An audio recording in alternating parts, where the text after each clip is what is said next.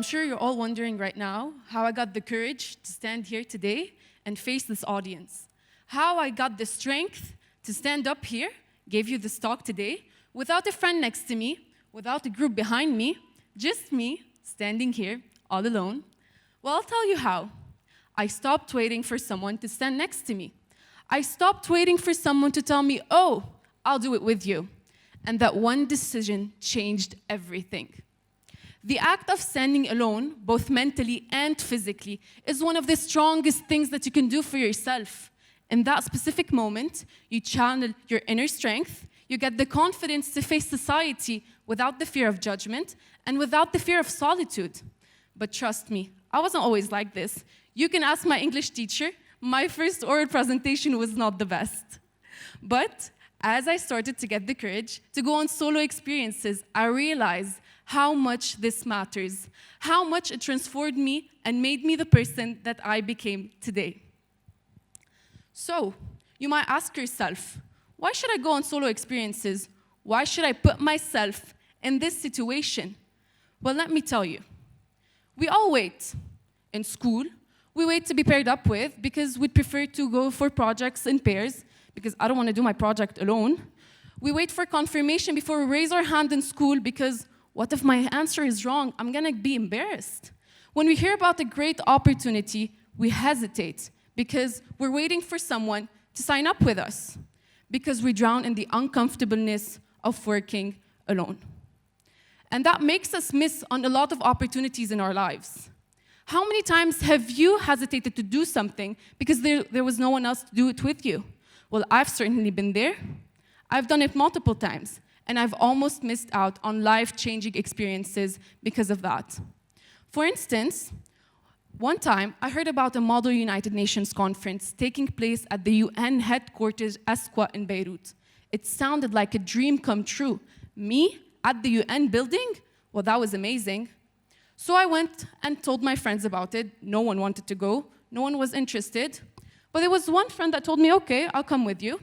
When the time came, she called me. She said, Ellie, I have a trip to Paris. I can't go.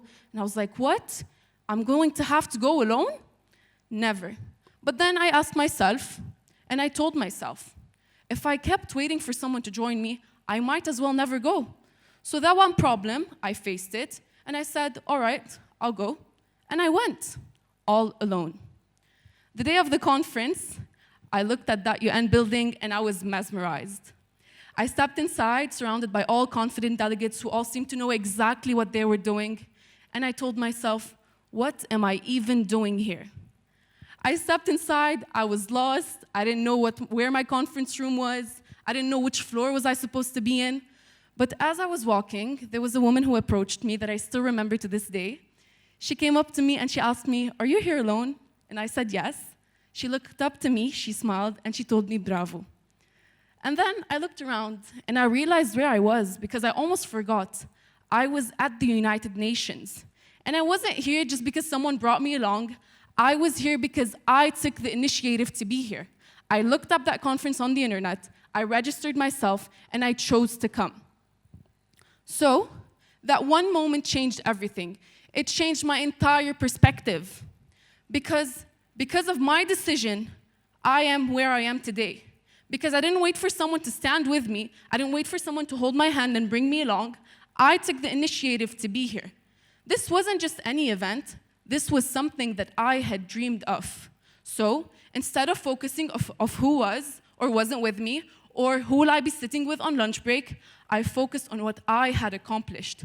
I was in a real UN setting, debating global issues, and most importantly, I was meeting people from different cultures, different backgrounds, different nationalities, from people coming all the way from Turkey to people coming from Kuwait, broadening my Arab culture and worldview. I left that UN building with new phone numbers in my phone, with people that still check up on me till this day the same way that I do. And that's probably the most important thing ever. So, you might ask yourself, okay, I'm gonna do it once, and then twice, and then so what? When you take this initiative to take this step and become a solo adventurer, this doesn't stop here. You open yourself, you expose yourself to endless opportunities. Because that one conference might have started in Beirut once, but this one decision pushed me to register for more conferences and even travel alone to Egypt and attend my own. I blended into a new friend group. I made friends, I networked with people, and that thing changed me and made me who I am today. So you might ask yourself, how many times I have missed out on opportunities just because I was intimidated by my own presence? And I might tell you a lot. A lot of this thing happens with all of you today. So, my challenge for you today is, once you walk out of that theater, take that step. Sign up for that thing that you have in mind. Whether it's simply about coming to an event alone, like this one, or about moving abroad, living alone, take it.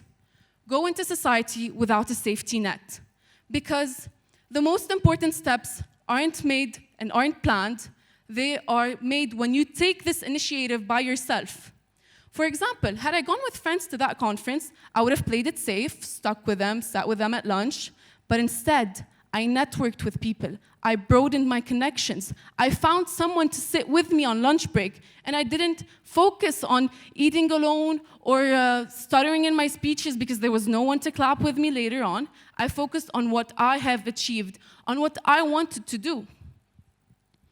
Therefore, we can see how stepping in solo does not isolate you. It opens you to new opportunities. Because us as humans, we have this weird misconception. We manage to convince ourselves that being alone is being lonely. But what we fail to acknowledge is that sometimes we have to get to know each other without someone witnessing it. We have to see what our full potential is without someone overshadowing our potential. So that's why going solo is more of a self-discovery situation. Once I went alone, I met myself for the first time without my friends. I saw who I was without caring what others think of me, because it was an opportunity for me to, for the first time, perform my personality without someone witnessing it, without someone overshadowing it. It was just me, all alone, navigating through society, guiding conversations, no fear of judgment, no anything. However, unfortunately, we live in a society where booking a table for one at a restaurant can instigate pity, can instigate gossip, people will look at you weirdly. So imagine how going solo on bigger experiences, how can it make people judge you? But guess what? It's not our problem to care. It's not our business to care about people who won't even walk our own path. Because why would I care what others people think? I'm going to tell you to focus on your own achievements, because while you focus on yourself, maybe you're going to be solo now, but later on, this one solo experience is going to make you go on bigger experiences and make you achieve bigger achievements just because you took that one initiative and went alone. Because who would have thought that one small decision of me signing up for that conference would make me have connections from all around the globe? When Lebanon was in a critical situation, I had someone to call me and check on me. They were like, Ellie, are you okay? Just because I signed up for that one conference, I had someone to check up on me from another side of the globe. So that's why I encourage every single one of you here to step outside of this theater and take that small initiative. Because going solo is not an excuse for someone to pity you. It's not an excuse for someone to think that you're alone or lonely, but it sure is an excuse for you to better yourself, to work on yourself. You may came here to watch your friends. Some of you is coming here to just encourage us, but I don't think that anyone will be that courageous to come here and just sit alone and watch this talk just to benefit from it. That isn't normalized in our society. Our society thinks that going alone will make you weak, but it isn't. It will make you stronger.